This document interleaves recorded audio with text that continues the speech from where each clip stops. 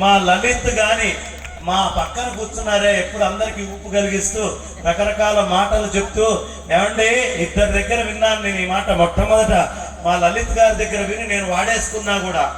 ఏమండి, గోవర్ధన పర్వతాన్ని చిటికినేలతో ఎత్తినవాడు కావాలి కానీ చక్క ముక్కనెత్తలేక చటికిల పడ్డవాడు మనకెందుకండి అనే మాట ఆయన వాడారు. రామచంద్రమూర్తి పుట్టింది అభిజిన్ లగ్నంలో, రామచంద్రమూర్తి కళ్యాణం జరిగేది అభిజిన్ లగ్నంలో, రామచంద్రమూర్తి పట్టాభిషేకం జరిగేది కూడా అభిజిన్ లగ్నంలోనే జరుగుతుంది.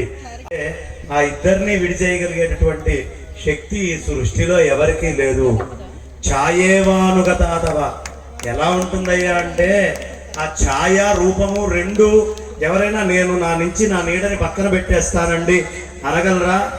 ఇప్పుడు అభిజిన్ లగ్నంలో చేశాం కదా, ఈ అభిజిన్ లగ్నంలో ఆ ఛాయ రూపము రెండు ఏకీకృతమైనటువంటి స్థితిలో ఉంటాయి. మా సిద్ధాంతి గారు అక్కడ కూర్చున్నారు.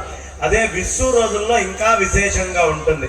కాబట్టి అభిజిన్ లగ్నంలో మనం ఎందుకు చేస్తాము అంటే, ఆ ఛాయ ఆ రూపము విడివిడి కాకుండా ఒకటే దాంట్లో ఉంటాయి. కాబట్టి అభిజిత్ లగ్నము అంటే ఏంటో తెలుసా అమ్మా?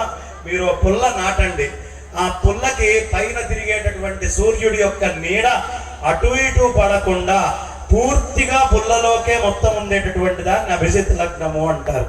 అయితే మిగతా రోజుల్లో కొంచెం ఒక 5 డిగ్రీల మందం పక్కకు వస్తుంది.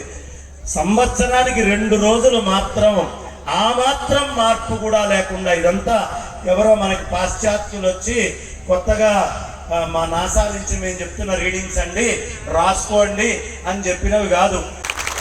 ఎంతటి గొప్ప వాళ్ళమ్మా ఇవన్నీ దర్శించారంటే, ఎంతటి వాళ్ళు. కాబట్టి అలాంటి ఆ అద్భుతమైన సంస్కృతిలో పుట్టిన అదృష్టవంతులం మనం. కాబట్టి వాళ్ళిద్దరూ కొట్టుకోలేదమ్మా. మన లోపల బుద్ధి ఉంది కదా, ఆ బుద్ధే సీతా అమ్మవారు. సర్వవ్యాపకమైనటువంటి పరమాత్మ రామచంద్రమూర్తి. ఈ బుద్ధి ఆ రామచంద్రమూర్తిలో ఐక్యమవడము అనేటటువంటిదే కళ్యాణము. నిత్య నిరంతరము బుద్ధి రాముని యందు రమించాలి. నీవు తప్ప ఇంకొక వస్తువు లేదు రామా అని చెప్పేటటువంటి స్థితిలో మనం అందరము ఉండాలి. కదిలేవాడు కాడే రాముడు, కథలెన్నో గలవాడే రాముడు, తుది మొదలే లేనివాడే, తుది మొదలంతా తానైనాడే. కదిలేవాడు కాదు రాముడు, సర్వవ్యాపక పరబ్రహ్మ. కానీ కథలు ఉంటాయి, ఎన్నెన్నో కథలు చెప్తాం. మా అర్చకుల వారికి, ఇక్కడ కూర్చున్న పెద్దలకి, ఆ పైన ఉన్న వాళ్ళకి మనం గనక మైకిచ్చామంటే ఆ రామచంద్రమూర్తి కథలు జీవితాంతం తుదిశ్వాస దాకా ఆనందంగా చెప్పగలిగినన్ని కథలు తెలిసినటువంటి మహానుభావులు పైన కూర్చున్నటువంటి పెద్దలందరూ గట్టిగా. కాబట్టి ఇలాంటి గొప్పమైనటువంటి ధర్మంలో పుట్టినటువంటి మనమందరం ఎంత అదృష్టవంతులం అమ్మా, భాగ్యవంతులం.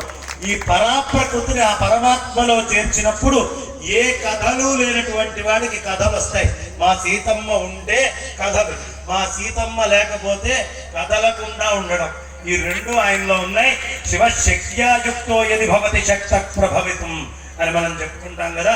లేకపోతే స్పందించడానికి కూడా శక్తి లేనివాడు రాముడు. మనందరినీ అనుగ్రహించడం కోసం మధ్యలో ఇందాక చెప్పారే, ఆ హలములో పైనుంచి చుక్క వస్తే ప్రకృతికి అన్నం, మా అమ్మ వస్తే అన్నం, లేకపోతే ఏం లేదు. ఆ ఇరువురు ఒకటే అయినా అనుగ్రహ రూపం అమ్మది, ఆత్మస్వరూపం అయ్యది. ఆ ఆత్మస్వరూపంలో కూడా మళ్ళీ వాళ్ళు వాదనకు వస్తారేమో, ఆ అమ్మ ఎంత గొప్పదయ్యా పరాప్రకృతి దగ్గరికి వెళ్ళిపోతే అంటే, కరాంగుళి నఖోత్పన్న నారాయణ దశాకృతి అని చెప్పేటువంటి స్థితి. అప్పుడు మళ్ళీ ఆ కరాంగుళి నఖోత్పన్న అంటే ఇట్లా అనాలంటే చైతన్యం కావాలి. అది మళ్ళీ మా రామచంద్రమూర్తి.